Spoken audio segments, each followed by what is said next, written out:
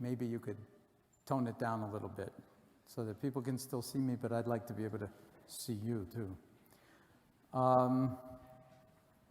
It's a delight to be here. It's nice to walk into a theater where mindfulness is on the marquee.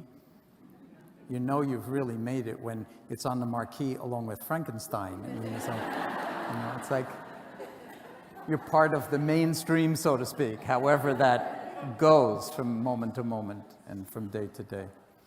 But it's really a delight to be here. And I am here basically because of Helen Damon Moore and her work, which I got to actually see at the University of Iowa when she was at Iowa before coming here. And also Dr. Ira Byock, who I met in Ireland about 2 years ago, almost exactly 2 years ago. And I was just incredibly impressed on what he's doing with integrative medicine and palliative care. And so, it's like I don't live that far from this place. And I got in the car this morning and drove up. And I'm really happy to be here for the next 3 days. And, so to have this many people come out at 4:30 on a sunny afternoon after the kind of winter that we've had to a talk about mindfulness is really some kind of indicator that something has shifted in the society. You all have better things to do, I'm sure, this afternoon than to come here, unless you have some kind of real intuition about what the healing power of mindfulness might be. And then it might actually be incredibly valuable to spend the end of a nice sunny Thursday afternoon here together. So this talk is really not about me or what I have to say. It's about us. It's about every single one of us. And in some sense, what the potential is, as the slide says, for living your moments as if they really mattered. And I put a little asterisk in there, just kind of an aside, and they actually do. And the reason they do is because we're only alive when we're alive. This seems kind of a no-brainer, but you could say that a lot of our lives we're walking around with a no-brainer, or just basically no brain, or the brain is on autopilot or something like that. And what mindfulness really is about is bringing it back online, so to speak, in the present moment, because that turns out to be the only moment any of us ever have. But we're so good at thinking, so incredibly good at thinking, that we can spend enormous amounts of our time and energy absorbed in the past. Have you noticed that? Like just incredible preoccupations about who's to blame for why it's like this, or how great it was in the good old days and why can't it be that way now? So there's a tremendous attraction to the past, or a tremendous aversion, but whether it's attraction or aversion, we spend a lot of time there. Would you agree? Have you noticed that a lot of the time, if you check on what your mind is up to, it's up to memory. It's up to thinking about things that are already over to a large degree. The other favorite preoccupation of the mind is in the opposite direction, the future. And if, again, you check in every once in a while, just to, sometimes I like to say, you can call yourself up. You may have to, because we're on 24/7. We're just infinitely connected. Probably every single person has one of these in pocket. I hope there are some exceptions, but and they're called smart phones, but they're not. But they can really dumb us down, because we can be infinitely connected everywhere except here. And so we may need to call ourselves up every once in a while. Hello, John, are you actually here? And the answer is no, I'm off in the future thinking. And what are our favorite preoccupations? And by the way, of course, you'll get a bill from AT&T or Verizon. But seriously, what are our favorite preoccupations in the future? Well, one is worrying. I don't know about in the North Country. Maybe you've gone beyond worrying, but in the rest of the world, a lot of worry about things that haven't happened yet and may never happen. In fact, Mark Twain is famous for having said, you've probably heard this in a lot of different sort of guises, but he's famous for having said, there's been a huge amount of tragedy in my life, and some of it actually happened. But there is this sayings that, we die, he died 1,000 deaths. I mean, we drive ourselves crazy over things that are not going to be happening because we're not smart enough to actually forecast the future. But that doesn't prevent us from driving ourselves crazy and perseverating over and over and over again about what will happen. And then something else happens because we're not that smart. So something else happens, and we say we're blindsided. Now, how many of you would like the future to be different from the way we think it's going to turn out? Anybody ever find yourself wishing the future was going to be like majorly different, that we'd make some kind of change in the world? Raise your hands. I want to just feel in the audience. So, okay, I heard social justice mentioned earlier, and this is, after all, a university, or I guess you call yourself a college, but a campus kind of situation. So it doesn't surprise me, but this kind of engagement really requires thinking about what it means to make the future different. How can we possibly apply any leverage? Could we find an Archimedes, fulcrum in which to influence the future? There's only one fulcrum that I know of for that, and that is the present. Because guess what? We're living in the future of every single moment in all of our lives that came before this one. Do you remember back? I mean, I see that it's a kind of a range of ages, although most of you don't look like you're college students, I gotta say. And I'm a little disappointed. I mean, not that I'm disappointed that you came, but I'd like to see a lot more college students. They're going to Frankenstein probably later.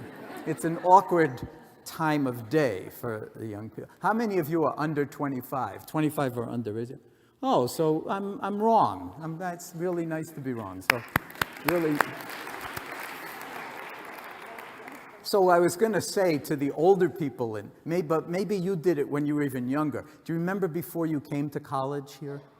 And probably you got into planning what the courses were that you were going to take when you got a hold of the catalog, or you went online and you began planning, in the freshman year I'll take this, and sophomore year and the junior year. And then maybe you planned even who you're going to meet and who you might marry and what your children will look like. And does that sound familiar? That sometimes we do that when we're young, and then we think that it's all going to turn out in the future. So no matter what your age is, I've got news for you. This is it. It already turned out. And how did it turn out? It turned out just like this. In this moment, your life is just like this. Not happy with it, a little bit sad or depressed or wishing it was different. That's not a problem. That's not a problem. Because we can always sort of feel like, okay, how are we going to be in relationship to this? And of course, life is not easy. And a lot of times we're faced with enormous challenges, sometimes with enormous pain, sometimes with enormous threat. And that's part of the human condition. But the real interesting question when it concerns, say, the future, and concerns living as if life really mattered, is can we actually be in the present moment when things are kind of not the way we thought they would be? Or, sometimes the shorthand for it is, well, I didn't sign up for this. I mean, or another way to put it, sometimes maybe no offense meant, but how did I get born into this family? Or who are all these crazy people? Why am I the only sane person? And when you're in a family, no one else can know the kind of genetic disease of that particular family that, that everybody suffers from except you.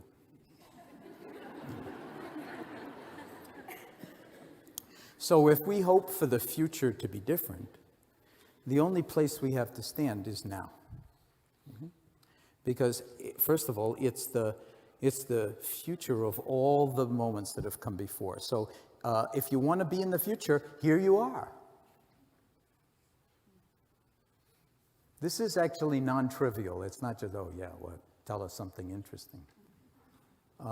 Because what it invites is a kind of shift in perception and a shift in awareness, a shift in consciousness that allows us to actually live our lives as if they really mattered in the only moment we ever have. And part of that means being embodied. Because a lot of the time, we are lost in thought. That's another thing you'll notice if you start to pay attention to your mind, is that it's all over the place. It's all over the place. You don't even have to meditate for that to happen. It's its default mode. It's default mode. You don't even have to have a smartphone. You don't even have to have email. You don't even have to have a computer. It's the default mode of the mind to be all over the place. It thinks this and it thinks that. And it likes this and it hates that. And it's like, wants to approach this, but really wants to stay away from that. And it's like wired into our biology. That's called the approach avoidance. And it's kind of, the hemispheres are actually somewhat divided in terms of left hemisphere in the frontal cortical region is more approach related. And right activation, more, and that's one of the fundamental biological, features of living systems. Move towards food, move away from danger. Perfectly natural. But how we actually modulate those impulses and those reflexes and those, kinds of unconscious urges that drive us and that cause us to be reactive a lot of the time is really an art form. It's the art, if you will, of living our lives as if they really mattered. And when we begin to actually drop in on ourselves, and I brought a few props, So sometimes I said, when we begin to drop in on ourselves, we can actually reclaim this moment in this body, with this heart, with this mind, and begin to shift the default setting on how we live our lives. Begin to actually move in a direction of greater balance of mind, greater groundedness in the body, greater clarity of sight, greater, if you will, recognition of what's actually unfolding moment by moment, that's not so conditioned by whether it's we like it or not. Because the world, maybe you haven't noticed this yet, but it's not actually organized around you being the center of the universe. I know that's really disappointing because I'm guessing now, don't take offense again, but I'm guessing that you are entirely organized around you being the center of the universe. Every single one of us is. It's almost unavoidable. It's almost unavoidable. And that actually has representations in the brain it's turning out. That there are medial networks in the frontal cortex, and that is actually called the default mode. And it's what they think, neuroscientists think, is what's happening when you're not doing anything. Well, it turns out when you're not doing anything, you're very busy. You're very, very, very busy. And one of the ways that's described is that your mind is wandering. And now there's an entire field in neuroscience focused on mind wandering. How many of you have noticed that your mind sometimes just has a life of its own? It goes here, it goes there. It's like, loves to be entertained. You know, it's very entertaining. So yeah, that's what's called the default mode now. And another name for it is the narrative network. So it's like we're continually constructing narratives about ourselves. I mean, after all, it's the favorite topic, right? Me. What could be more interesting than me? The story of me, starring me. And if you start to pay attention, because what we're talking about, what mindfulness is, it's actually awareness, okay? And it's cultivated by paying attention. So just to get clear about this, that doesn't sound very Buddhist, does it, so far? Or very Asian, or very mystical, or very, anything. I mean, it's just paying attention. That's what how many teachers are there in the audience? Whatever level you're teaching at. Raise your hand so I can feel it. Okay, don't you want your students to pay attention? It's non-trivial to get them to pay attention. First, you might have to be interesting. That itself is a challenge. Second, you might have to make the subject matter interesting. That's also a challenge. But third, it's like, I remember as a product of the New York public schools, having teachers actually yell at us to pay attention.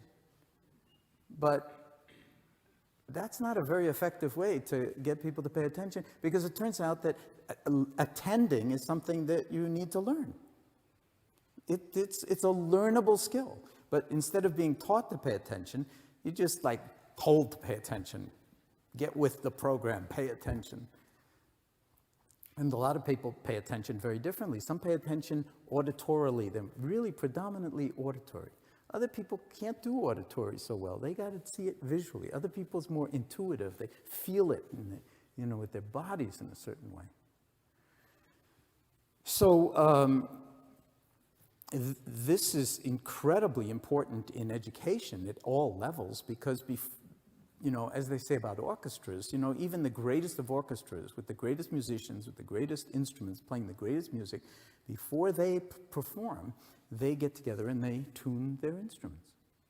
First to themselves, then with each other, until there's a kind of dropping, if you don't mind me put it that way, into kind of resonance, call it an A, or call it what you like, but a kind of interconnected feeling that we are in some space together. You could call it relationality. And so mindfulness is the awareness that arises by paying attention on purpose in the present moment. Paying attention on purpose in the present moment and non-judgmentally. Now, non-judgmentally, that's the kicker, because as I said, the default network is operating constantly, and the default network's got ideas and opinions about everything. It's judging constantly. So non-judgmentally doesn't mean that you won't be judging when you actually start to pay attention to what's on your mind or what's going on in your life, but that you'll notice how much you are judging, how much you want to approach this and push away that, and you'll just allow that whole thing to be there as if you just put out the welcome mat for it. Okay, I'm not going to have an opinion about my opinions. I'm going to just let it all rain down for a moment. Can you feel how radical a shift that would be in your life? To just take one moment and allow everything to be as it is, instead of wishing it was one way or another? The Buddhists would call that liberation. It's a kind of freedom that no one else can give you, but that allows us to, in some sense, rotate in consciousness so that for one moment, we're stepping outside of time. Because if you live in the now, well, maybe you've had this experience. Just check your watch and take a look right now. And what time is it? I'll tell you what time it is. It's now. And every time you check your watch or your phone, it's now again. Now, why am I even talking about this? Why did I even come here? It's always good to ask those questions, you know. It's like, I don't know, actually, because it's usually bigger than whatever you think, you know, your reasons for it are. But it has a lot to do with the medical school and with what Ira's doing there, and with what Helen is doing in the undergraduate school. It has to do with the fact that the society has reached a point where we're beginning to understand that the exponentially increasing levels of stress in medicine, in our professional lives, in our personal lives, at every age, really require some kind of shift that is not in the form of taking some pill to numb yourself out to it or get it together, but that actually we need to cultivate what's often spoken of as the domain of being in order to not be so overwhelmed by all the doing and the performing. And while it's true that with the Olympic team, we were using mindfulness to actually improve their performance, it was a kind of Zen operation in the sense that you can't improve performance by trying to improve performance, especially with the mind, because the kind of mind that's grasping for an outcome is exactly the kind of mind that gets in the way of any desirable outcome. Have you got that? Did you catch that as it flew by? Okay. So this means we're in new territory.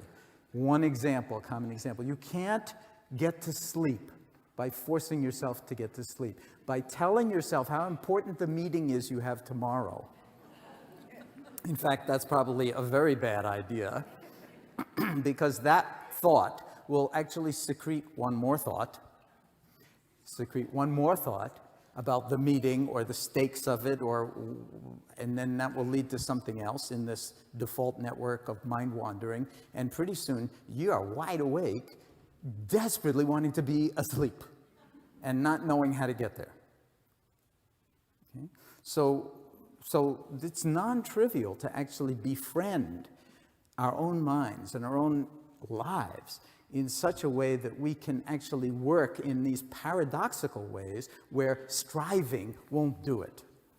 Striving won't do it. That doesn't mean that I'm advocating that all of us like abandon ambition or don't care about anything. Meditation is not about becoming stupid. Even being non-judgmental is not about becoming stupid. It can sound like, well, don't judge anything, and maybe I'll just walk off the stage and break my leg, you know. No, I'm aware that the edge of the stage is here, and if I do fall off the stage and break my leg, it will have been a moment of mindlessness or out of touchness, if you will. Or walk across the street without looking because, you know, we have this sense that, you know, we're not going to judge that truck coming at me, you know. It's like, there's a big difference between being between judgment and discernment. So mindfulness is all about discerning with clarity what's actually going on. Now, most of the time now, how many of you would say that you are engaged in some kind of way that doesn't feel all that good? A lot of the time in multitasking. Anybody find yourself multitasking? Confess. You know, that when you're on the phone, you're actually sending an email to somebody else. Anybody ever do that? Raise your hands. I want to see. Confession time. Okay, you know, and we actually do it a lot. Why? Part of it is that is really because we're so stressed. We don't have enough moments in our day to get it all done, so we start to like discombobulate a little bit and juggle and cut corners. And there are now wonderful studies that are showing that actually impedes or reduces or any kind of, you know, objective measure of performance. That doing two things at once detracts from the quality of either of the one. Doing 5 things at once, or being that scattered in your mind, you don't even have to be doing anything, but when you're at the mercy of this kind of mind wandering all the time, and and you're trying to get things done, it's very, very challenging, very challenging. So the question is there a way to actually live that will allow us to deal with what Zorba the Greek in Kazantzakis' novel, a movie called The Full Catastrophe of the Human Condition. The good, the bad, the ugly, the unwanted, the feared, the traumatic, the awful. And to be able to hold each moment in its fullness and allow our attention faculty and our awareness faculty to actually hold it in such a way that we can then inhabit the next moment with authenticity and maybe even respond appropriately to this vast range of demands that we're faced with all the time. Now, when I started the stress reduction clinic back at the University of Massachusetts back in 1979, and I did bring some slides, which I don't know if I'll show you, but I'll just sort of take that moment by moment. Maybe I'll show them to you, maybe I won't. Because I'm trying to actually create more of an impression. I don't want to leave you just with things in your head, just facts, okay? Because you'll lose them immediately, okay? Because other facts will come in and, you know, whatever.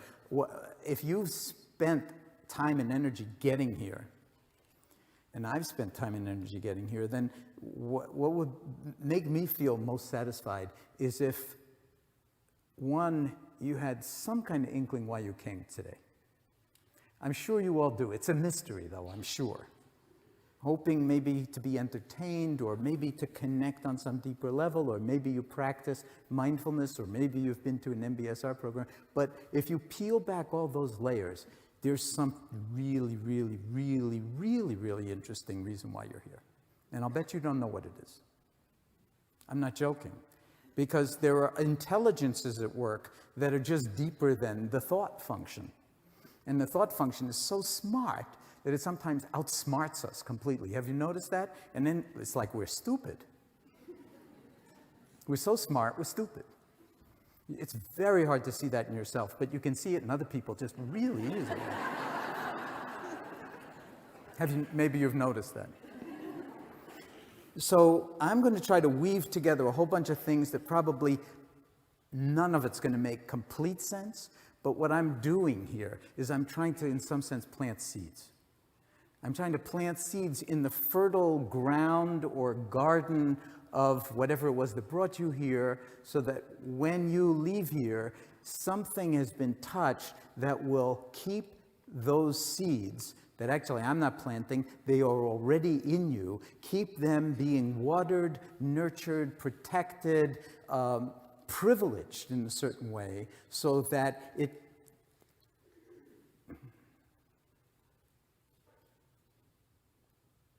nurtures, in some profound sense,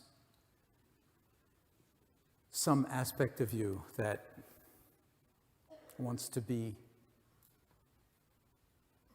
as alive as you can be while you have the chance. We say to people coming to our stress reduction clinic, and they come with every conceivable kind of human ailment, referred by every conceivable subspecialty and specialty and generalist in medicine. And we say to them, and it's an 8-week-long course designed to teach you how to take better care of yourself as a complement to whatever the healthcare system is, I should call it a disease care system, by the way, can do with you, can do for you. And we say to them, from our perspective, as long as you're breathing, there's more right with you than wrong with you, no matter what's wrong with you. Okay? No matter what's wrong with you. Okay? And we see people you would not want to be in their body or in their mind or in their life. And they probably wouldn't want to be in yours either, but you probably wouldn't want to hear that. Because after all, I mean, you're the star of this movie, aren't you? So there's more right with you than wrong with you, no matter what's wrong with you. That's a radical perspective. And very, very important because, I started the stress reduction clinic in 1979. In 1979, a Surgeon General's report came out called Healthy People. And what it was saying is, forecasting into the future, which is here now, we're in this future, that no matter how much money America spends throwing money at health and health care, it will never be enough to have health. Because there's a missing ingredient, and that's the humans that the health care is supposed to care for. And that there's not enough money on the planet to do all the various things that would have to be done to us when we don't take care of ourselves, when we don't know how to handle stress, when we do not know how to be in wise relationship with our lives and our lifestyle and our diet and exercise and our bodies and aging and everything else, that if we leave that all to, auto mechanics model of medicine, you drive your car around until it breaks down, then you get the carburetor replaced or the engine or whatever, or the tires. But this is not a machine. Okay? I know a lot of people, even in biology, love to use machine analogies and even nano machine analogies about the body. And to a degree, they're correct. But there's another piece of it, like no one understands the construction of the machine that's you. I'll give you one example. How many of you see that slide up there? And what's the color of the background? Blue. Does everybody agree that it's blue? No one knows how you do that. No one knows how you go from the wavelength of electromagnetic radiation in the blue region, okay, in the visible spectrum. No one knows how you go from this wavelength, which is colorless, it's just energy, to a subjective feeling of blue. And we also really don't know, we have a consensus reality that agrees that the blue that you're seeing and the blue that I'm seeing is the same blue, but it's not always true, and it's not true for colorblind people. In the blue-green color. Okay, so there's a lot of kind of consensus agreement here, but the brain weighs approximately 3 pounds, okay? And it's all cells and cables that are made up of cells, neurons, and then all these glial cells in there supporting the neurons, and incredibly specialized. I mean, it's really the most complex assembly of matter in the known by us universe, right inside your little old body. And no one knows how sentience, how consciousness, how knowing, how even thinking arises in this 3 pounds of what some neuroscientists call meat. It's a little distasteful. But, to just kind of make it graphic. So if you forget every once in a while walking around on the Dartmouth campus or in Hanover or wherever you happen to live, that you're a miraculous being, well, okay, it's just one more mind wandering, one more default sort of not really being aware of how amazing it is that you can see, for instance, that you can hear, that you can taste. How many of us eat food and we don't bother to taste it, we just devour it? Or we taste the idea of the food. Yeah, that was really good. Yeah, but you didn't actually taste it. Have you ever had a mindless hug from somebody who was really trying to be friendly?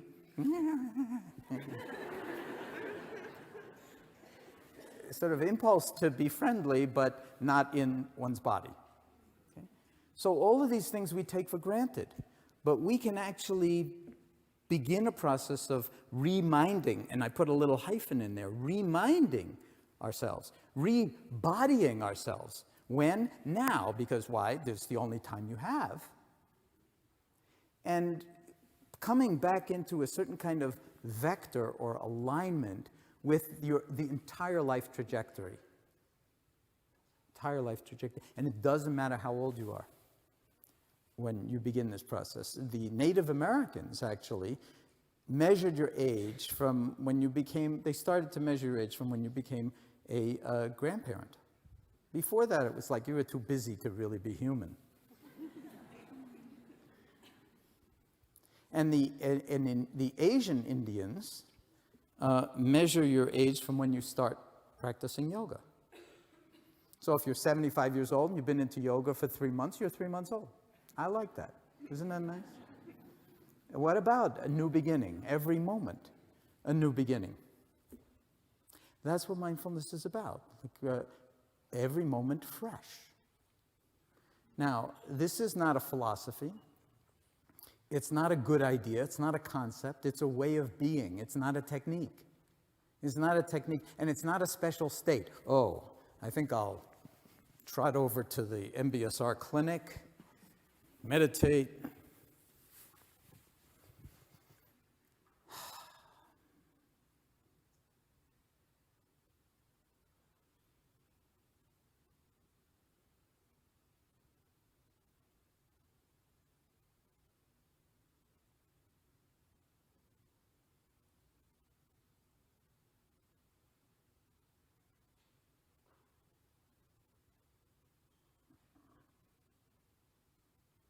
Maybe you're waiting for something else to happen, but nothing else happens.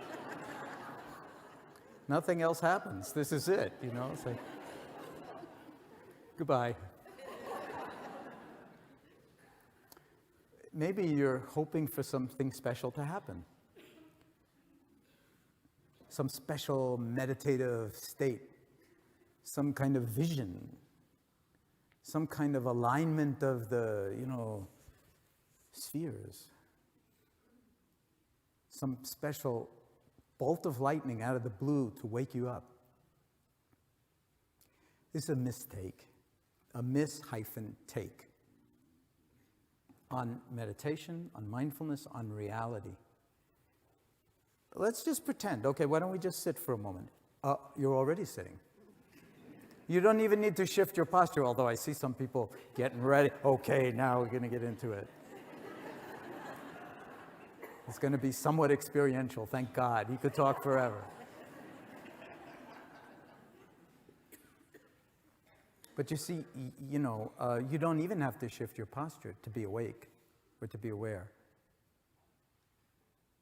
You could do it like this and really be aware. And by the way, I can't see my hands, but I know where they are. How do I know? A sense called proprioception. Maybe you've heard of it, maybe you haven't. But there are a lot more than 5 senses. I just want to put that out, okay?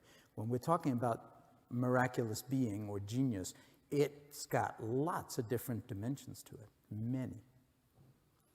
If I ask you, how are you in the elevator, and you say, fine, how do you know? Aside from the fact that you're probably not fine, but you just don't want to go into it in the elevator with somebody you don't want to tell anyway.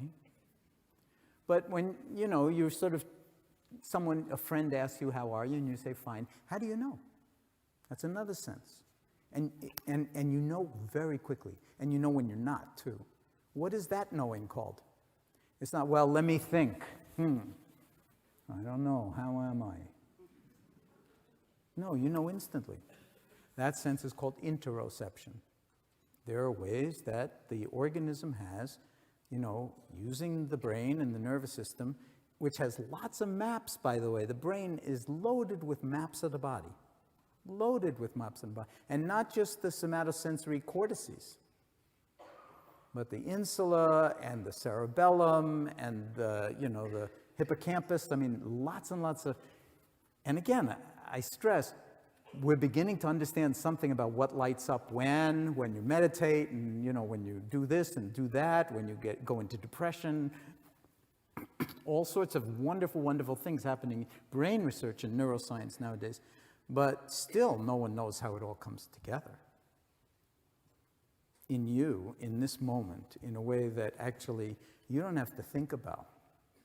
And even if there's something going on, even if you're in, say, pain from your lower back, and you've had it for a long time, or even if you have, cancer at the moment, or you're a cancer survivor, or whatever it is, or you have heart, issues of one kind or another, whatever it is, the sum total of this universe of between 10 and 100 trillion cells, the whole body now we're talking about, is good enough to have gotten you here today. It's good enough for now.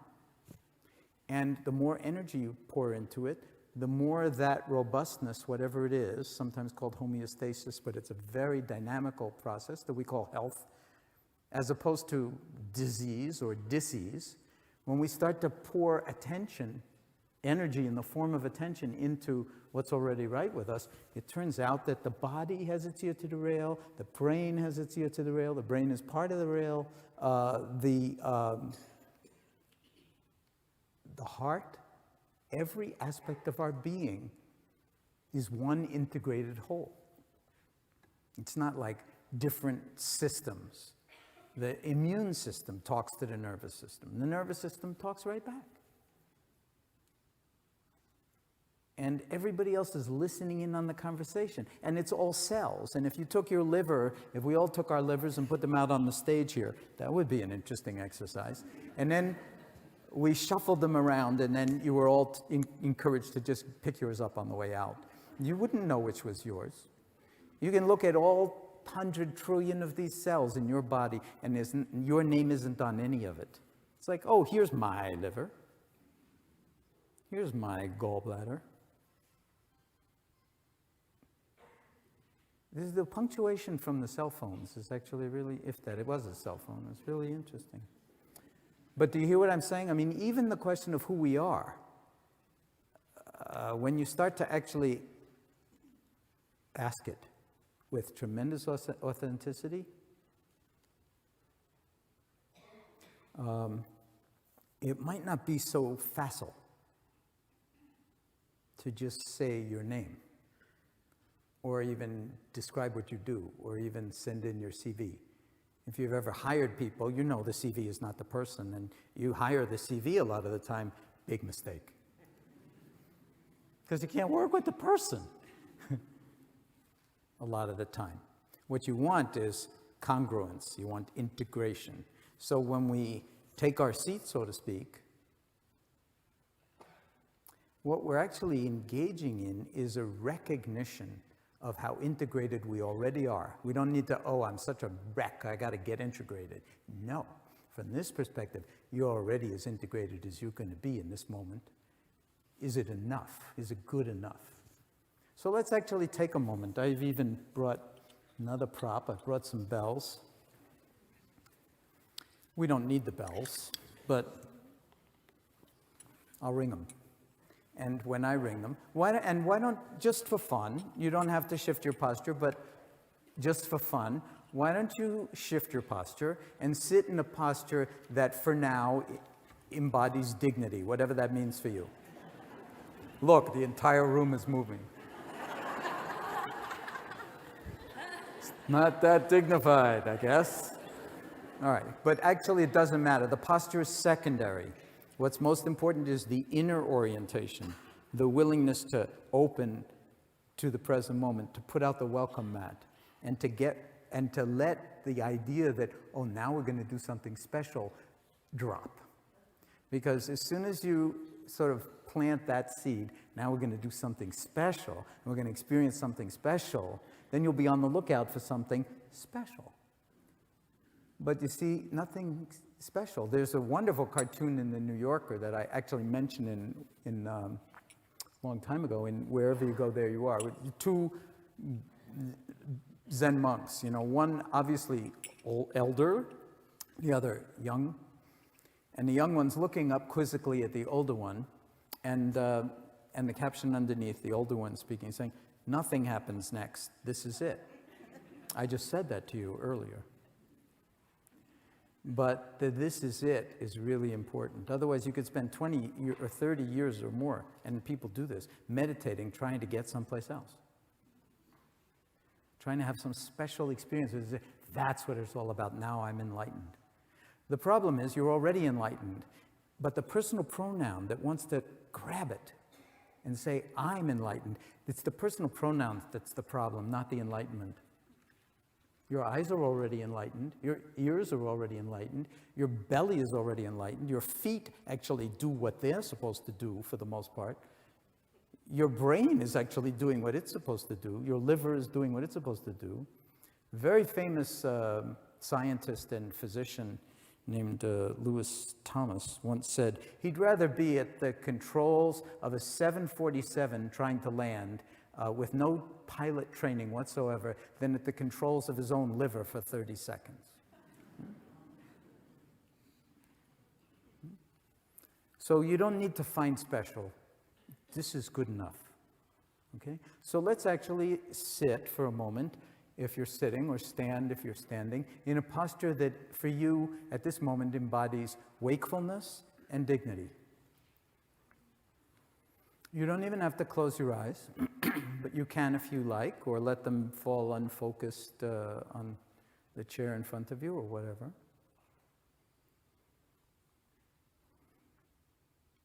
And as I ring the bells, seeing if you can just follow the sound of the bells into the space of the air.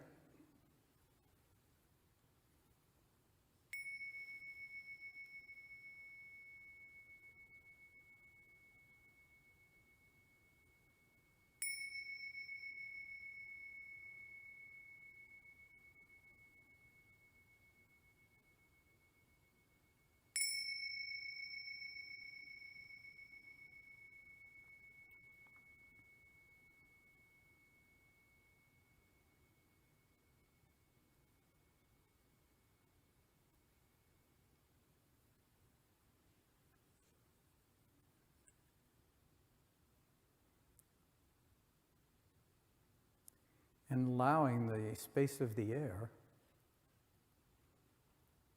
to be coextensive with the space, you could call it, of awareness. So that there's simply awareness.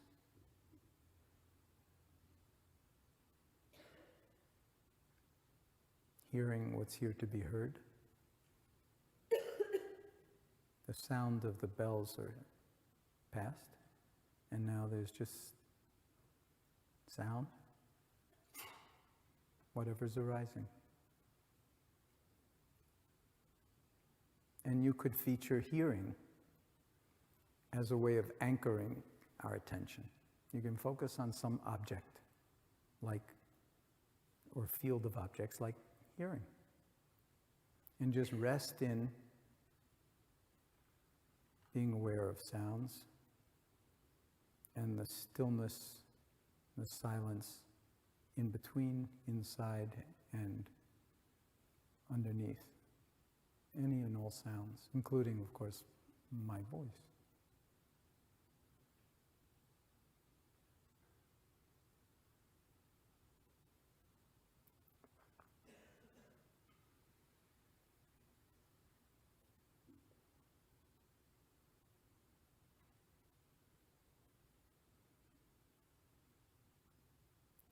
Alternatively, because there's more than one thing going on, there's not just hearing going on, there's also seeing and smelling, and all the senses are actually operating. Seeing if you can actually, instead of hearing, feature for now a feeling, a sense of the breath moving in and out of your body, wherever it's most vivid in the body.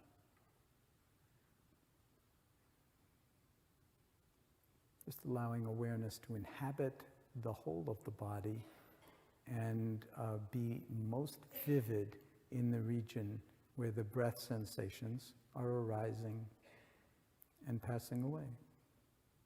In breath, out breath.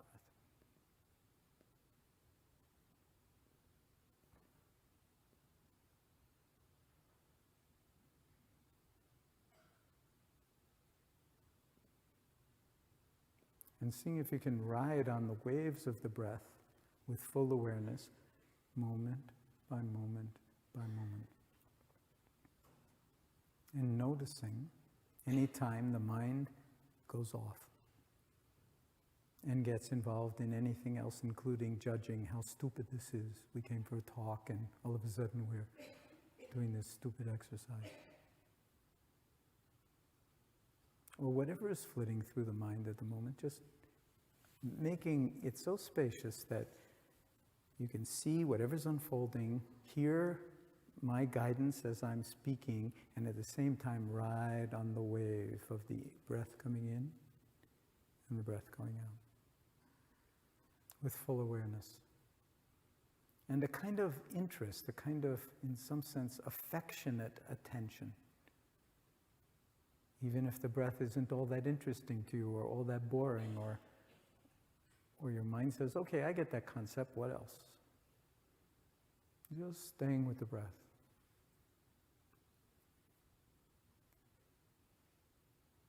And then playing with the possibility of expanding the field of awareness around the breath, wherever you're experiencing it most in the body, until it includes a sense of the body as a whole, sitting here or standing here, breathing. And noticing you can do that just easy as pie. It's not really a doing, but when I say it, you can easily, the awareness can hold the whole body to one degree or another. And whatever degree you can hold it, that's fine. It's not like, oh, if I practiced, I'd get better at this. That's just a thought, never mind. Just letting the thoughts come and go and staying with the awareness of the body as a whole, sitting and breathing.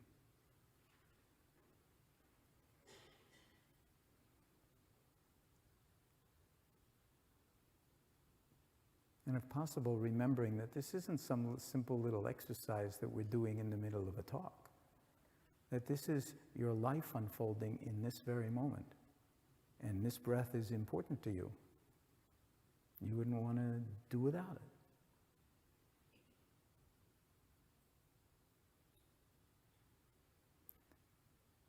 So with that kind of quality of attending, that it's not really, it's like tuning a guitar string, too loose, no true tone, too tight, no true tone. But if you can just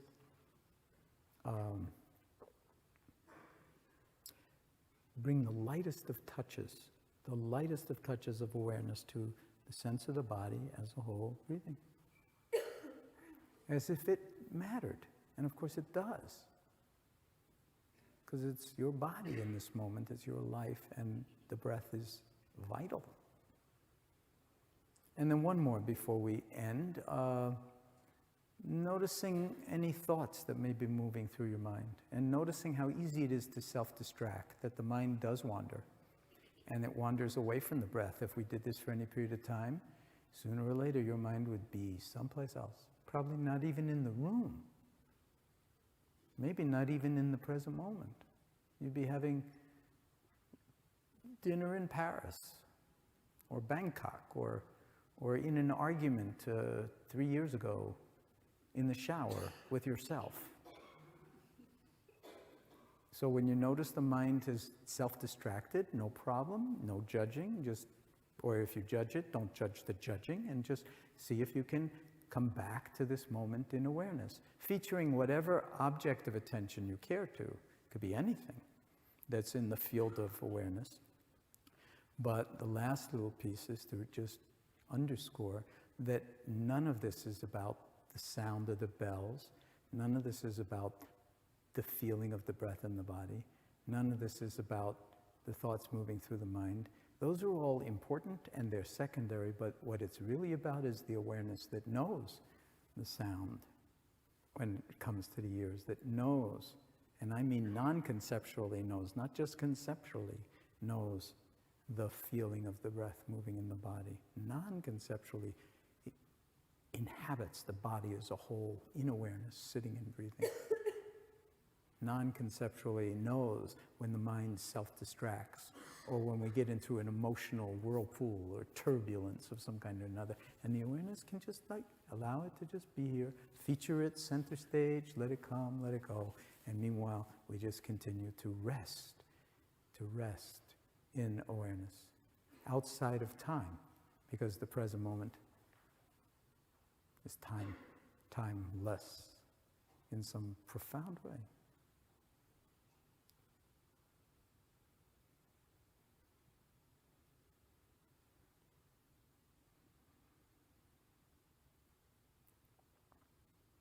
And awareness and silence and stillness are all different ways of saying the same thing, of pointing to something that's already yours, that you don't have to get,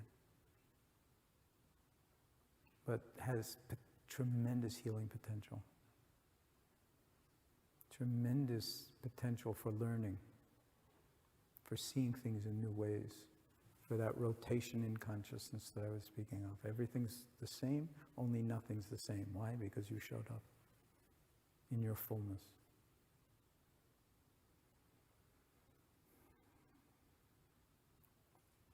So learning, and out of that learning, growing. And out of that growing, healing, which in my vocabulary, the way I define healing is coming to terms with things as they are. Coming to terms with things as they are. Very different from curing. There are very few cures in medicine, but the opportunity for healing, as long as there's breath, it's in some sense already here. All we need to do is see it, feel it, live it. And it's not about denying pain and suffering. It's about, in some sense, befriending even that. So resting for a final few moments in stillness, in silence, in wakefulness, in full awareness. Outside of time, as if you had nothing to do, no place to go, nothing to do, and nothing to attain. Because you're already whole. The root meaning, by the way, of the words health and healing, and even the word holy, H-O-L-Y. And by the same token, the word medicine and the word meditation, they grow out of the same tree, same root, Indo-European root. Medicine and meditation are joined at the hip. So it's not so radical to actually bring them together in mainstream clinical care. In fact, it's essential for caring.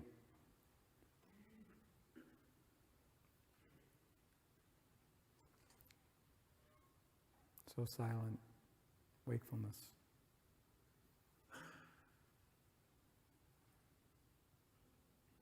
Attending to what is.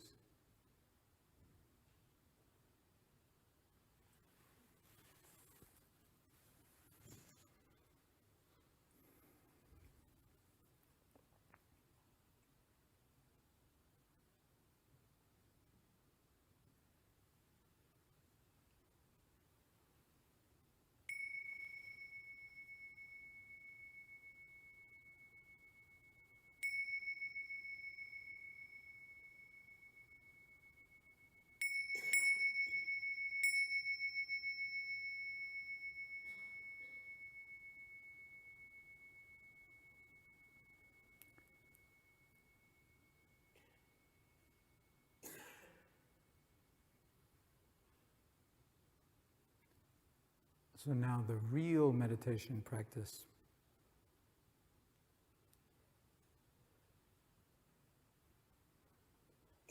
never stops. Just because some bells got rung, just because we're going to shift gears a little bit. The real meditation practice is how you live your life from moment to moment. It's not how good you are sitting without moving, or what great yoga poses you do, because yoga is itself a meditation, a beautiful form of meditation that we use enormously and to good purpose in MBSR, mindfulness-based stress reduction. I'd like to just say a few things about stress and medicine, and then open it up to, and give you a little bit more of an expanse of how we work. But I wanted you to have at least this taste of it, and I want to share a couple of poems with you. And it's not like all of a sudden I've gotten a little weird I'm going a little weird on you. How many of you, when you hear the word poetry or poems, you go, yeah, oh no, not a poem. It's like, I don't understand those things. That's not uncommon.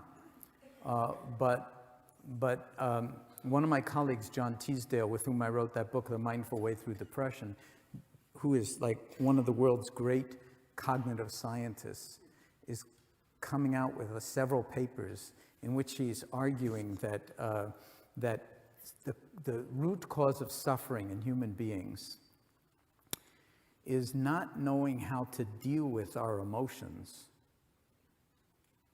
because we don't know how to inhabit and then shift our relationship to what he calls implicational meaning. Implicational meaning is what moves, say, in poetry. Okay? It's different from the propositional meaning, which is just the kind of bare facts. Okay? So if I'll recite a poem for you. This is a poem by Antonio Machado, who's a great Spanish poet of the turn of the 19th to 20th century, and won the Nobel Prize. It's very short, but see if you can feel it. The wind, one brilliant day, called to my soul with an odor of jasmine. The wind, one brilliant day, called to my soul with an odor of jasmine. In exchange for the odor of my jasmine, I would like the odor of your roses. I have no roses.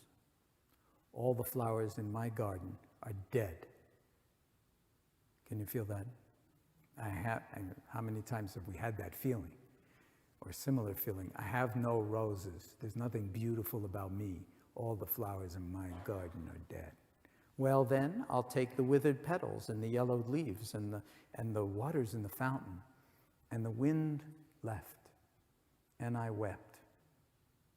And I said to myself, what have you done to the garden that was entrusted to you? Can you feel that? This is a poem about great sadness. Could easily go into depression. I actually, just because a Nobel laureate doesn't mean, I like to actually change the last line. And I would suggest that for our purposes, rather than what have you done to the garden that was entrusted to you, which is a kind of blaming, wouldn't you say? I mean, it's like, stick the knife in and then, oh, right, as long as I'm feeling down, why not just go right over the edge? And a lot of cultures actually perpetrate that kind of perspective. But instead, why don't we say, what are we doing with the gardens that are entrusted to us? Gardens, plural, okay? Because right now we have a lot of gardens entrusted to us, I would say. The closest to us is, I would say, the garden of the body. Better than an American Express credit card. You can't leave home without it. But a lot of the time, we're not even in the body. And a lot of the time, our feelings about the body are so negative that, like, the less said, the better. Just don't bother me about the body. I don't even want to know it exists. If it is not driving me crazy, I feel lucky. And James Joyce is famous for starting out a short story in Dubliners with the following sentence. This is an approximation, but it's, Mr. Duffy lived a short distance from his body. And if you start to pay attention in the way that I'm suggesting, in the present moment, you'll discover that that's your address as well. A lot of the time, we're in our heads, lost in thought, someplace else, not in the body. That has biological consequences, by the way. Everything I've said tonight, when I started the stress reduction clinic in 1979, it was like there was almost no science of the effects of stress and the biology of stress on the body and on the mind and on the brain and on the heart. Now, the data is just like overwhelming, including, as I'll show you in a minute, aging. That it's turning out that, stress, they used to say stress is not a real risk factor for morbidity or mortality because, it's not like, high-fat diet, it's not like cigarette smoking, it's not like hypertension, high blood pressure. But now it turns out there's incontrovertible evidence that stress actually increases the rate of degradation of the ends of all of our chromosomes, which are called telomeres. You're going to hear a lot more about that word. The woman, Liz Blackburn at UCSF, who actually discovered telomerase, which is the enzyme that builds them back up, won the Nobel Prize in 2008. Okay? And her lab is studying the effects of mindfulness on telomeres and telomerase. And the evidence is moving in the direction of meditation can actually enhance telomerase. And not just that, it's more than meditation or mindfulness. It's your attitude towards what's happening. It's not like these people aren't under a huge amount of stress, but it's never the stress. It's how you choose to be in relationship to it. And if you have really exhausted your resources for handling stress, then of course, all bets are off.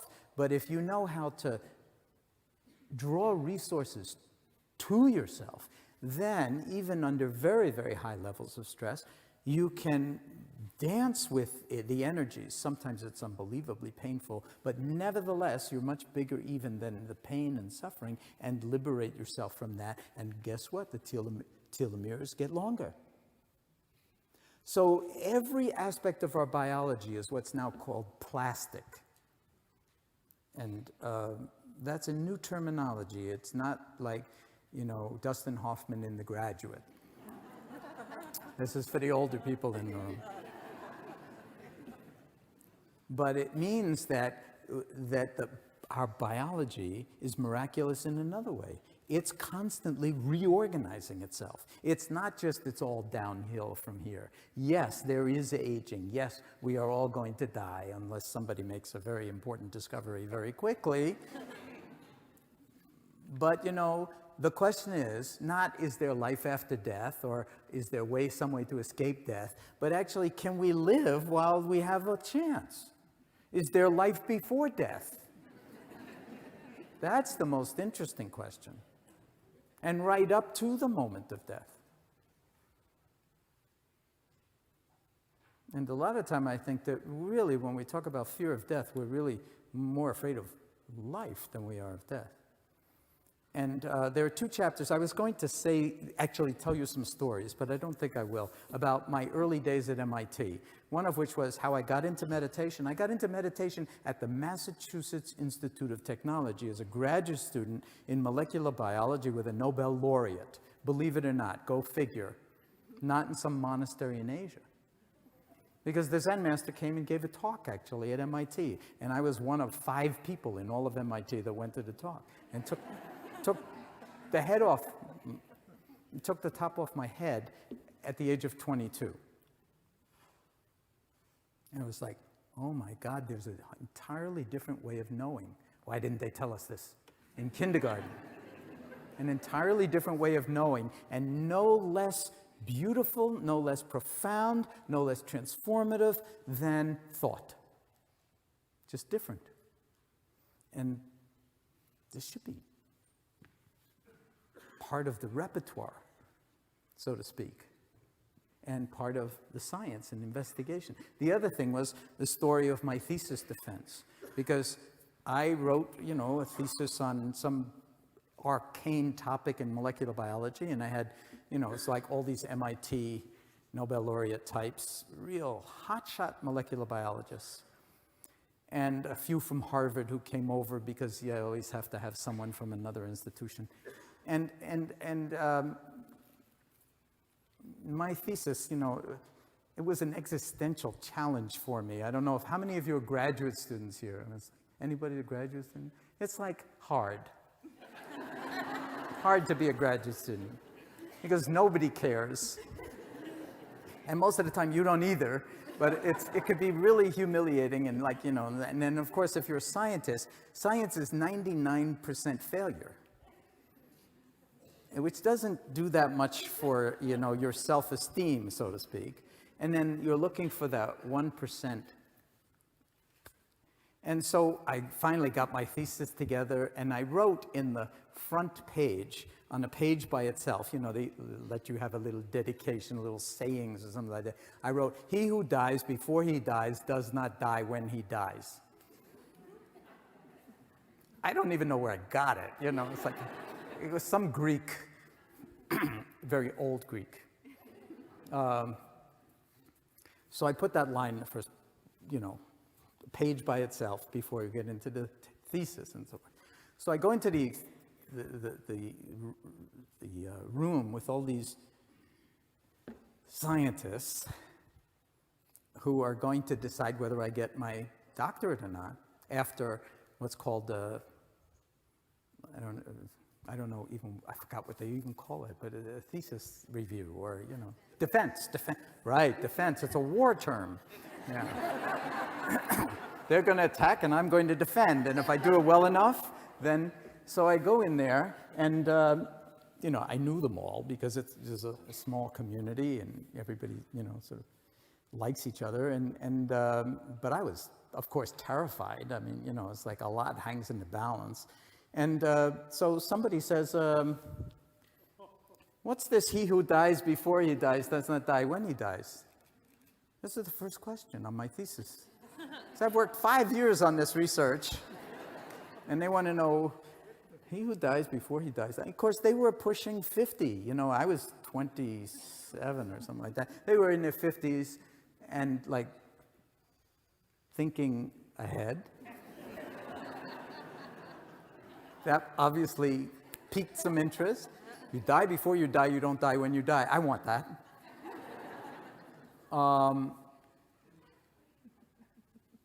So I said, do you really want to know?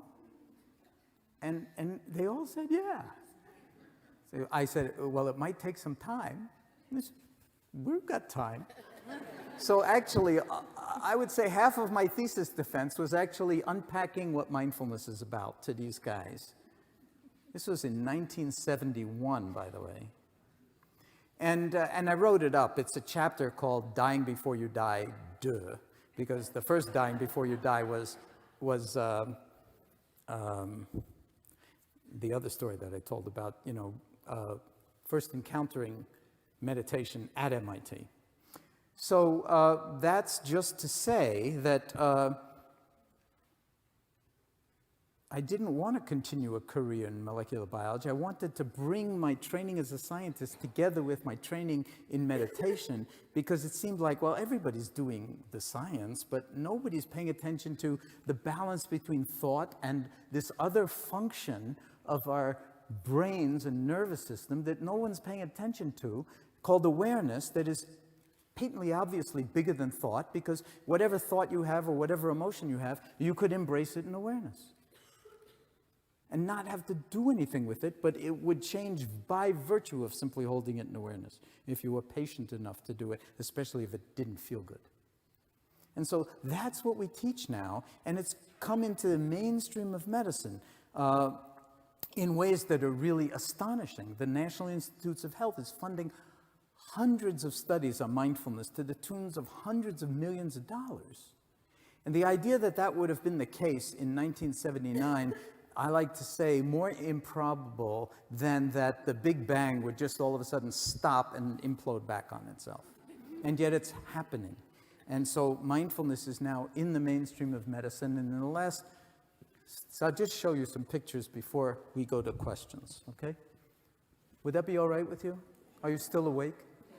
Good, because you don't ever have to stop, even when you go to sleep. I mean, that it's being present. That's all. Being fully present, okay? Is anybody good at this? No, okay? So don't make like, oh, I'm no good at this. Nobody's any good at it. But all you need to do is be a little bit better than automatic pilot, and your life will rotate. I mean, it will be very, very different. And every time anger comes up, the default mode comes up, whether it's anger or anything else. Thich Nhat Hanh likes to say, the reason we have to practice mindfulness, the reason we have to cultivate it intentionally, is that we're busy cultivating the opposite all day long. Cultivating anger, cultivating jealousy, cultivating, sort of low self-esteem, cultivating,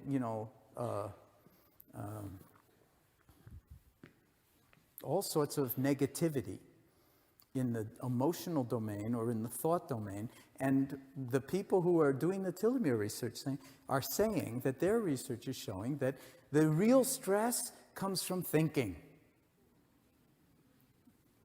So this is a biological and molecular biological consequence that accelerates aging and accelerates a lot of heart disease. I mean, you can't interview people who die of sudden cardiac death. But if you could, you find out, probably it was a thought that did it. The wrong thought at the wrong time, dead. I'm actually not joking. I mean, it's so serious that we need to laugh. And I want to say that about meditation too. It may have seemed like I'm not taking this stuff seriously. This stuff is so serious that it's too serious to take too seriously.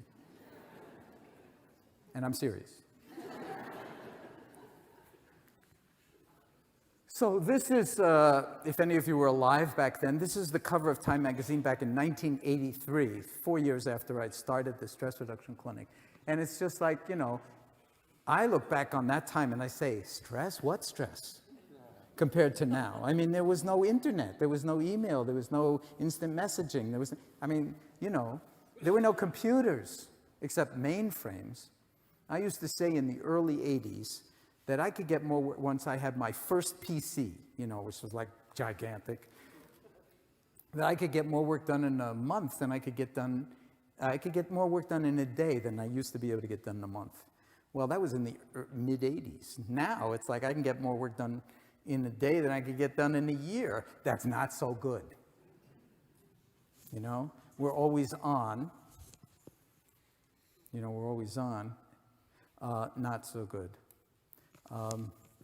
We're not computer servers, we're human beings. So here is the evidence from Liz Blackburn's lab and Alyssa Eppel, who is the mindfulness researcher in her lab, Proceedings in National Academy of Sciences, showing telomere length as a function of years of chronicity of caregiving of children.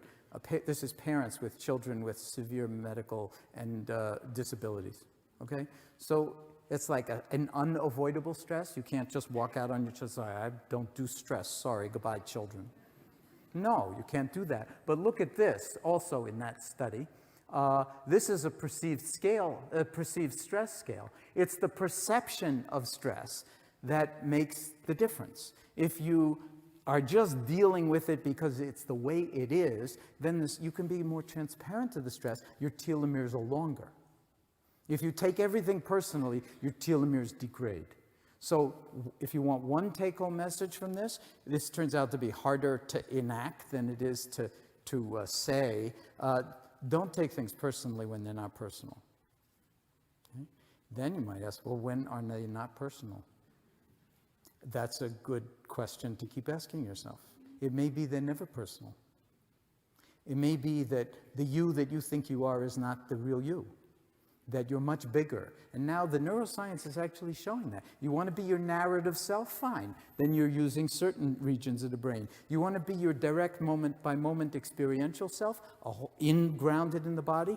You're using lateral networks in the brain, a whole different brain profile.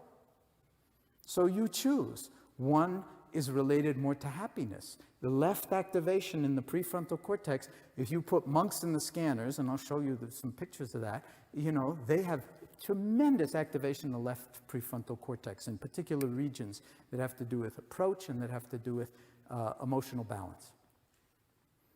And when we train people in MBSR, they shift from right activation to left activation in 8 weeks. Okay? their brains actually change structure in 8 weeks. Work out of Sarah Lazar's lab, a German postdoctoral fellow who's training with us in MBSR and has been our student. Britta Herzl for years from Germany, young neuroscientist, has demonstrated that major regions of the brain change with 8 weeks of mindfulness training in MBSR, including the hippocampus, including the cerebellum, including the posterior cingulate cortex. All of these are involved in making meaning, in self-regulation, in perception, decoding, memory, and learning. Not bad for 8 weeks of what looks a lot, if you were looking in from the outside on our patients, looks a lot like nothing. They do nothing lying down.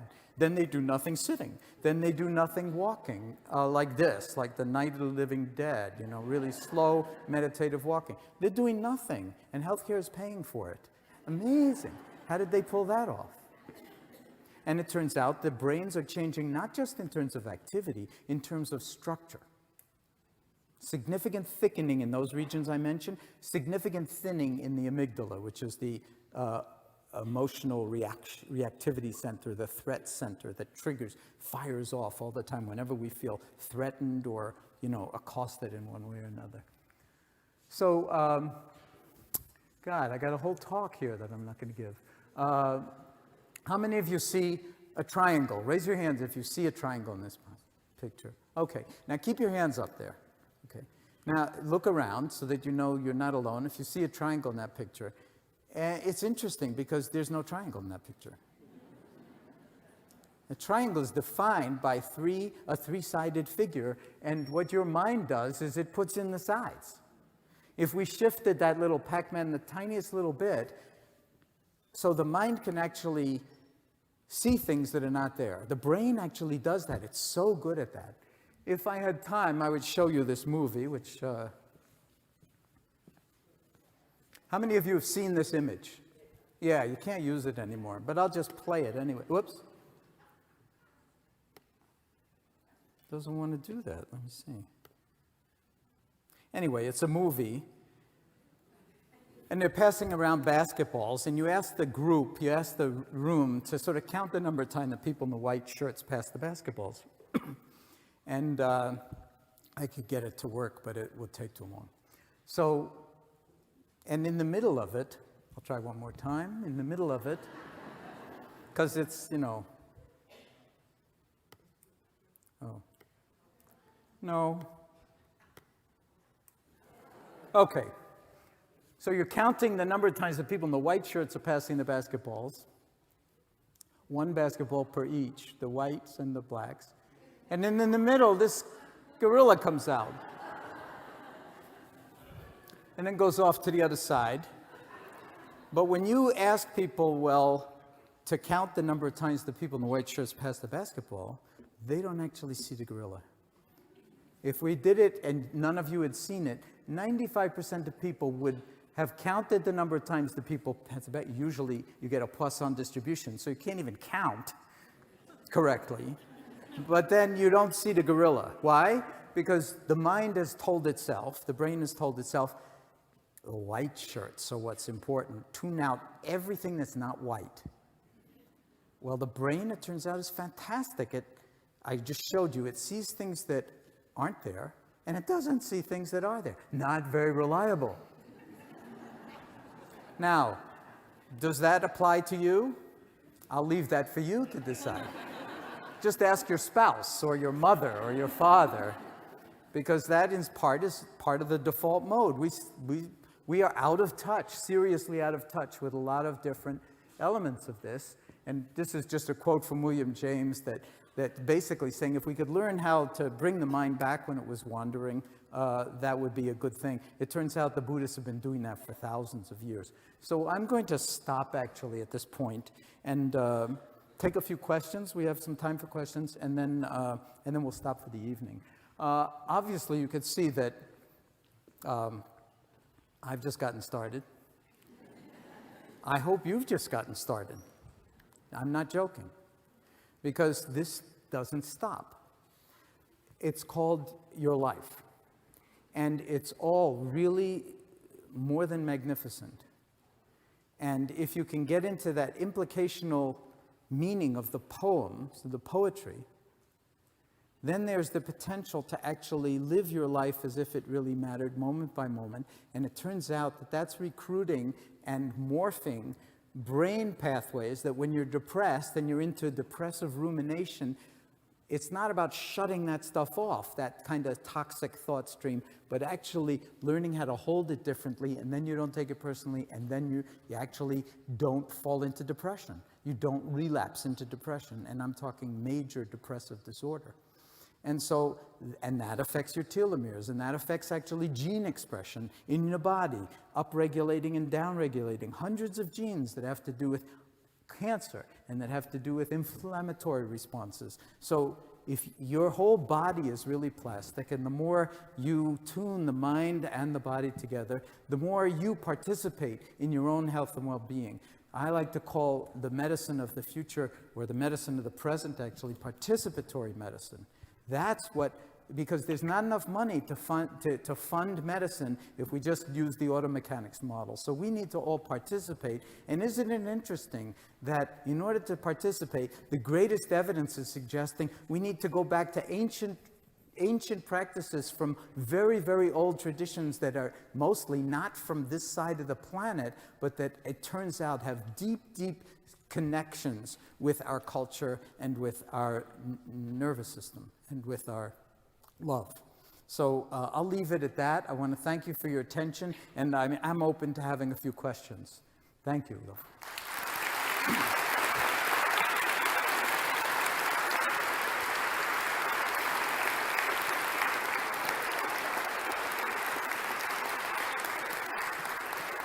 Yeah, thank you for your attention. And it's 6 o'clock. If you need to go, we understand. Yeah, and obviously, so it's 6 o'clock. There is a book signing following outside the auditorium after the question and answer period, just so people know. And so why don't we, okay, so you've got it. Why don't you line up with that microphone behind the guy who has it? And we've got another one over here. So go ahead.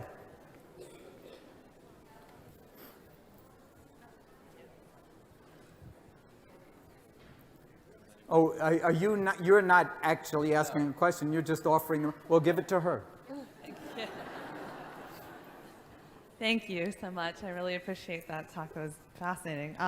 One question I had was actually from your biography that was provided, which was just talking about you and your wife's interest in supporting initiatives that further mindfulness in K through 12 education. Yes. And I wondered if you could just provide some examples of what exactly that can look like in public education and beyond. Okay, thank you for that question. I alluded to it, but obviously, you know, the subject of mindfulness is so vast, and to do it in a way that isn't just throwing facts at you would take actually multiple occasions.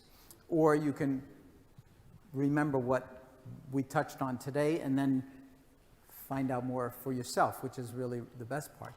But in the book that my wife and I, Mila and I, wrote together on mindful parenting, which is a whole other story, there's a chapter in there about a fourth and fifth grade teacher from a Utah public school who herself experienced mindfulness in MBSR for medical reasons, health reasons, and then brought it into her classroom against all of my advice in Mormon, Utah, and it transformed the entire school. So you could start there. You can also Google mindfulness in education. You'll find out there are groups of teachers in lots of different places that are doing this. And if you want to take a trip up 89 to South Burlington, Vermont, I was just there a couple of weeks ago, and they are doing amazing things in that school system. The superintendent and one of the principals actually came to a day-long mindfulness retreat that I did for the teachers, and there are hundreds of teachers bringing mindfulness into their curriculum at every age. So there's a lot to be said about it. I think it's one of the best things to happen in modern education, and it's really inspiring the teachers because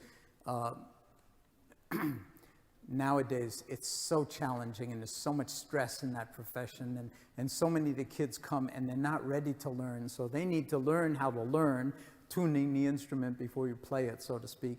And this is a way to actually allow that to happen, and in a way that's, I've been in classrooms like this in Oakland and in Manhattan, New York City, on public schools, unbelievable. I mean, and one teacher in South Burlington called it pin drop moment. You could hear a pin drop in these classes where a lot of the kids are like ordinarily all over the place, but they have learned how to actually drop in. It's valuable for attention deficit disorder, attention deficit hyperactivity disorder, and it's also valuable for the teacher's sanity. Thank you. So, hello. I was just wondering what your general advice would be when we're trying to, live it moment by moment, but we're faced with moments where we have to make decisions. And I know we have to make like dozens of decisions every day, and sometimes there are big decisions regarding like our futures or personal relationships. And my friends are always telling me like, don't overthink it. But I mean, don't overthink it. Yeah. But I know it's really difficult. So, well, it's a great question. Now you want an answer? Yeah. I realize that's the reason why I decided to come today. Oh, wonderful. Wonderful.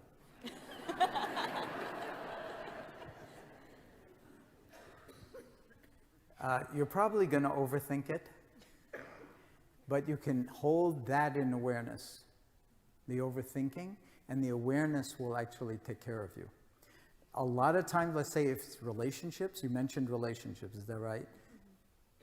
And it's very complicated, and mindfulness is all about relationships. We start with the body. What's my relationship with my body? It's pretty weird even to say, I have a relationship with my body. Who's talking? Oh, you're not your body, but you have a body. Oh, yeah? So there's something even there that we don't know a lot more than we let on. Okay, then you have a relationship with your mind and your heart. In all Asian languages, as you may know, the word for mind and word for heart is the same word. So when you hear the word mindfulness, if you're not hearing heartfulness, you're not really understanding it. It's got this tenor of spaciousness of heart. Okay, so and inside of that, a certain kind of trust. And trust in what? How about your own beauty? Okay, so when you start to know yourself in that kind of non-conceptual way, not with thinking, but through embodied awareness of sensation and of, hearing and smelling and tasting and so forth, and of your thoughts that are overthinking who to be in relationship with or who to break off a relationship with or whatever it is, and you're not judging that whole thing, your deeper intuition and wisdom is trustworthy. And when you get into trouble, that's trustworthy too, because you see, oh, I see, I made this kind of decision, I overthought it to this degree, and I wound up whammo, in some place I didn't want to be. That's important information. That's useful data. Then you learn from that, and the next time, if you're really, really, really, really mindful, you won't repeat the same pattern. But mostly what we do is repeat the same old pattern over and over and over again, because we're attracted to just those people who are not so healthy for us. If you've read The Power of Now, Eckhart Tolle, which I recommend you read for these kinds of things, he talks about a kind of construct called the pain body. So a lot of like falling in love is like, if you start to look at it, it's like my pain body, what's all knotted up and painful and hurt in me, recognizes what's all knotted up and painful and hurt in you, and those pain bodies fall in love. Meanwhile, not a good idea, because it's what you call a dysfunctional relationship from the start, But the awareness can see that, and it can save you. I have a friend at MIT, one of the graduate students with me in my lab, and he decided to get married at one point. And the only time I've ever done this, I gave somebody advice about who they wanted to marry. And I said, don't do it. I was young and arrogant, so I said, don't do it. He did it anyway, of course. He got married. 3 years later, they got divorced. And he said to me later, he said, how come it took you 3 seconds to see what it took me 3 years to see? And I said, well, that's because, I wasn't in it. To see it when you're in it, that requires a whole different rotation in consciousness. But it is trustworthy. So there's no answer to your question. It's life unfolding. And whether it's your relationship to another person, or whether it's choosing courses or a career path or anything like that, trust your love. And as, what's his name? Joseph Campbell said, and you know, this is a really good piece of advice: follow your bliss. Follow your bliss.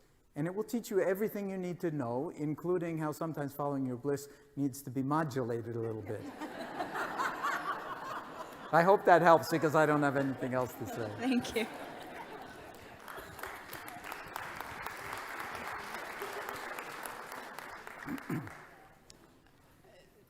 People are saying that life is more complicated and more stressful now, and I will believe it. I don't have anything to measure it against, but and also the same with war, that people go to war and they come back having experienced things that they might not have lived through in other wars.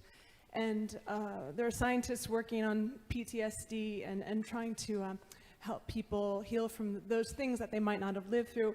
And so sometimes I think about how like if the world is becoming more stressful or complicated, and our answer is change yourself, change your relationship with that stress. It seems, I'm not sure. It seems, I don't know how to say it, but I got it. yeah. Thanks. That's the other half of my talk. All right. So thank you for bringing that up. So let me just very quickly say, this isn't about changing yourself. It's about, it's exactly the opposite of changing yourself. It's recognizing the beauty in yourself already. No change necessary. Now imagine if the Congress actually were mindful. Okay? There is a congressman in the Congress now, Tim Ryan from the 17th District in Ohio, who is doing everything he can to bring mindfulness into the mainstream in political and economic circles. Okay? You'll see his name around from time to time. 5th-term congressman.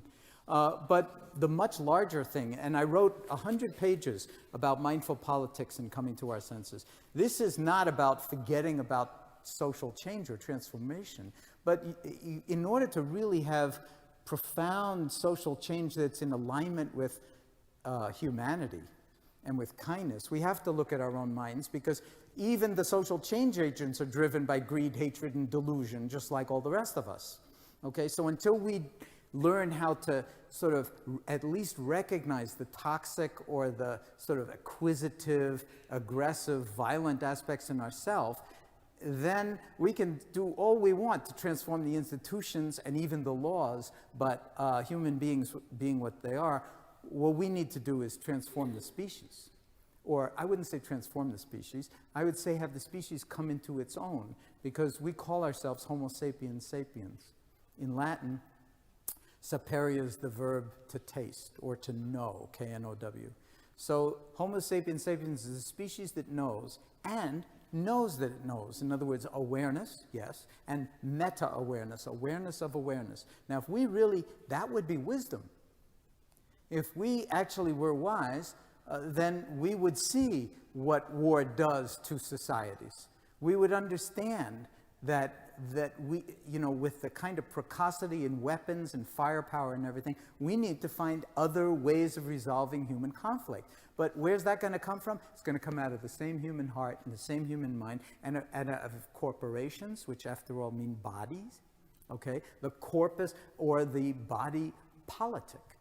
And that's made up of human beings. So we do need to sort of tune the instrument on lots of different levels, including the law and jurisprudence, in order to actually privilege awareness over a kind of dualistic, adversarial condition where it's really winners and losers.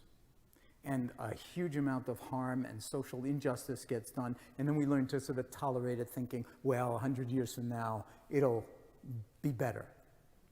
So this is not going to happen overnight. I have a very long time horizon. Like I like to say, one Zen master put it this way: never forget the 1,000-year view. I actually have it pretty much in the 1,000-year view. Then if it happens in 100, so much the better.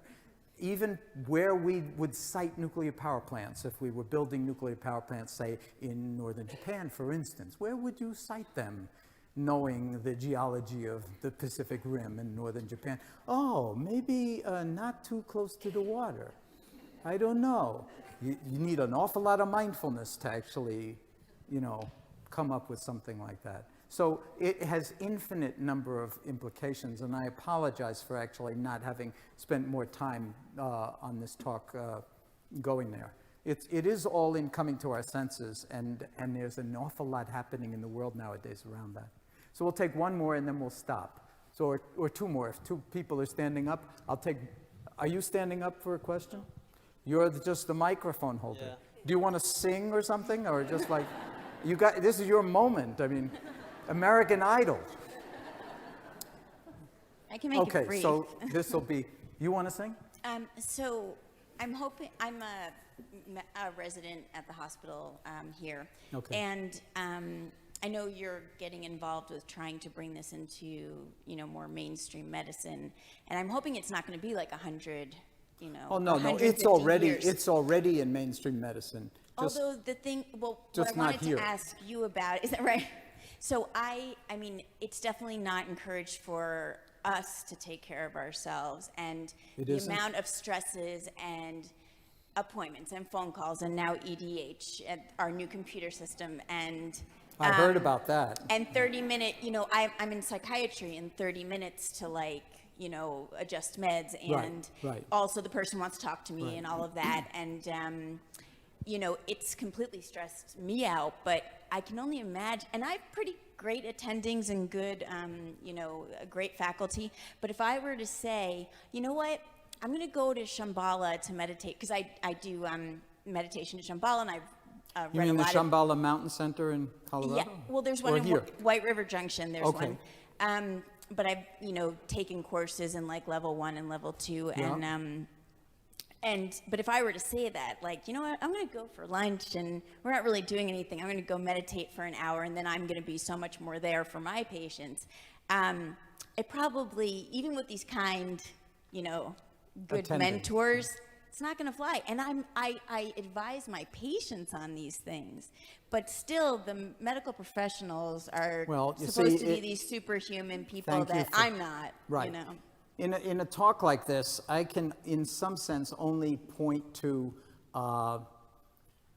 how deeply the penetration has gone. However, what you're saying is not deep enough by any stretch of the imagination. And it takes a long, long time to shift a culture that has its own self-interest. A long time. So one... Just like I'm sure it takes a long time for these people to get to your clinic, because I know the chronic pain patients we're seeing, we're not advising like any of the what Well, you guys, yeah, but you could set up an MBSR. I mean, maybe there is. Is there an MBSR clinic at, not even close. at Hitchcock? Well, that's not that radical to do. Are you in psychiatry? Yes. Yeah, well, it's not that radical to do. Maybe medicine should do it if psychiatry has an aversion to the mind-body connection.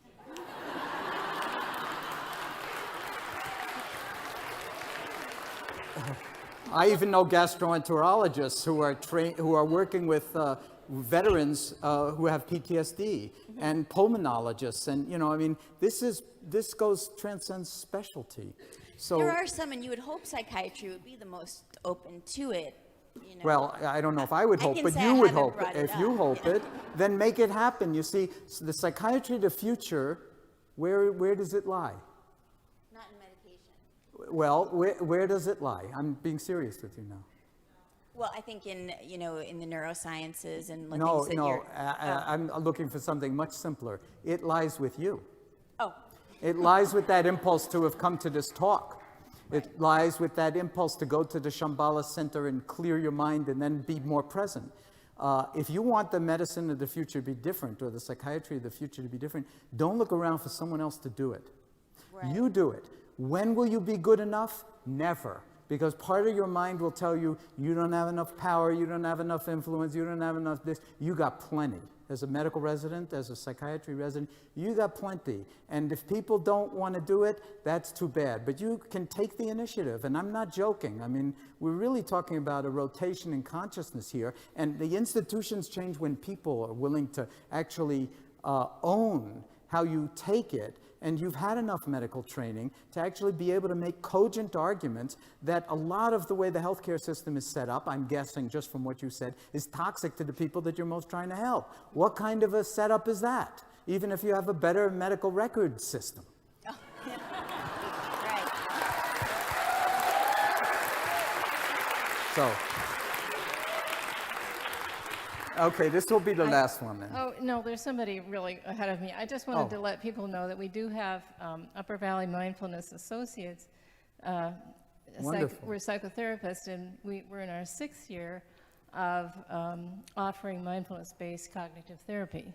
Wonderful. So, yeah, another John's thing I didn't really get to program. talk about too much, Yeah. mindfulness-based cognitive therapy. But yeah, I mean, I'm sure there are resources in this area, lots of them, like the Shambhala Center. Are there any MBSR teachers here in the community?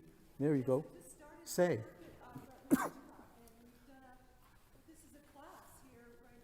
Oh, wait a minute. Someone just said, no, there's nothing at Dartmouth Hitchcock. But MBSR is at Dartmouth Hitchcock? Well, you see, the doctor doesn't, you know. So, I mean, between the two of you, you have an insurrection. If there are, how many other people are here with that? How many are oh, so now you have a revolution. I mean, you know. Listen, that's how institutions change. And you can do it with tremendous intelligence, with tremendous propriety, with tremendous intentionality and kindness, so that it's not like you're going to go and just sort of be obnoxious and tell everybody else what they're doing wrong, but to actually offer a new option that, I'm not joking, folks, people are dying for. People are dying for it, metaphorically and literally. And there's never been more scientific evidence in favor of moving in this direction. So in some sense, what I'm saying is, the responsibility for the future of not only medicine, but our society is a distributive responsibility. And as I like to say, the world needs all its flowers, and you're one, whether your mind says it's like depressive rumination, he means everybody else in the room, but not me. No, I mean you. And so if you don't recognize the flower that you are, and the genius that you are, and the beauty that you are, and take it and someplace where it can illuminate some tiny little corner that may be insignificant but isn't. You think it is, but it isn't. And just apply what you care most deeply about there. That's how the care gets back into health care. We're not talking about health insurance reform, we're talking about health care reform, and we haven't seen the beginning of health care reform. And when we do, it will be a participatory medicine. It will be recruiting the interior dimensionality and resources that every single human being, by virtue of being born a human being, has to one degree or another, and that degree is huge. And we need to learn how to recruit it, because anything else will just be technology, and it will be all doing based and none of it being based. And we're not called human doings, we're called human beings. So at that, I'm going to stop it, because again, it's late, but thank you very much for your attention.